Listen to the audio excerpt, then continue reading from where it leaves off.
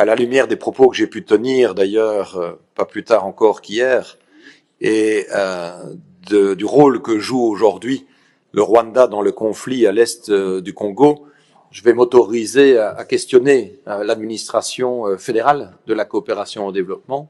pour voir s'il n'apparaît pas aussi opportun d'utiliser le levier qui est celui de notre coopération avec le pays pour pouvoir envisager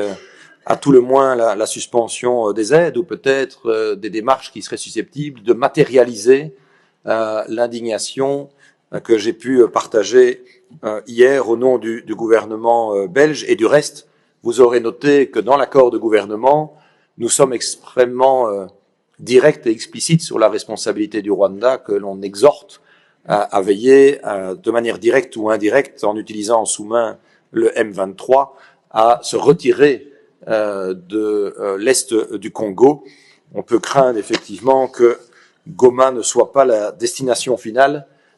Et du reste, le cessez-le-feu dont le M23 s'était prévalu il y a peu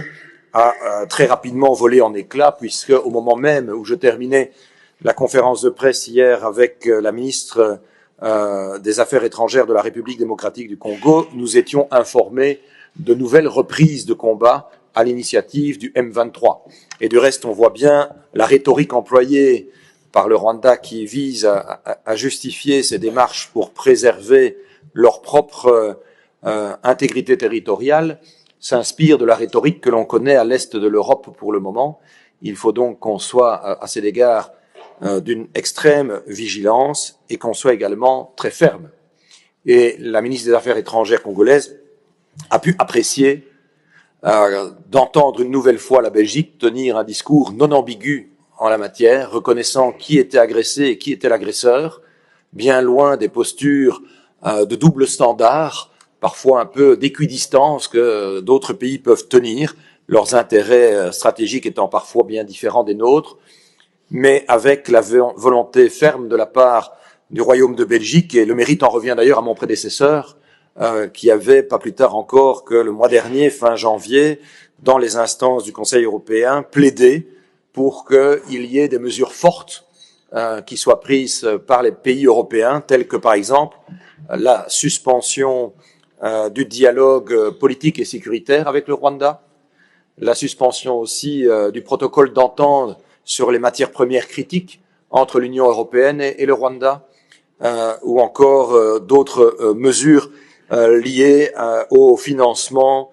par la Facilité européenne de paix de l'armée rwandaise au Mozambique. Et je l'ai dit d'ailleurs de manière ferme, la presse en est fait le relais, que en la circonstance, des sanctions à l'égard du Rwanda plus larges, notamment économiques, pouvaient s'envisager, même si on le sait, et il est important de le redire, la solution ne pourra de toute manière être que diplomatique et elle ne pourra pas être militaire. Du reste, il y a déjà déployé à l'est du Congo la MONUSCO et d'autres forces internationales pour essayer de venir en appui de la stabilisation de la région. Donc, je vais continuer de relayer de manière vigoureuse cette position dans les instances européennes, mais vous le savez que pour que des sanctions soient décidées, il nous faut l'unanimité, et c'est là évidemment où le processus est plus contrariant. Mais je pense avoir été très clair hier et l'être encore aujourd'hui quant à l'attitude réellement inacceptable du comportement du Rwanda et de ces milices aidées qui portent un préjudice grave à la souveraineté de la République démocratique du Congo et son intégrité territoriale. Et nous restons donc l'un des principaux partenaires